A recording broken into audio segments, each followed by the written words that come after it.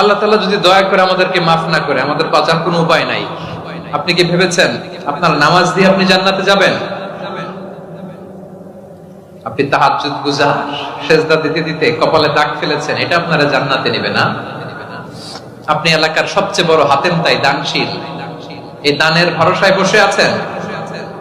কশিন কালো আমাদের নামাজ, আমাদের রোজা, আমাদের ইবাদত, এগুলোকে মিজানের পাল্লায় উঠালে কোনো ওজনই হবে না। তবে আমাদের একটা কৌশল জানা আছে, আমরা আল্লাহর রহমতের ভিখারি। আমরা সেদিন আগেই গুনার স্বীকৃতি দিয়ে দেব।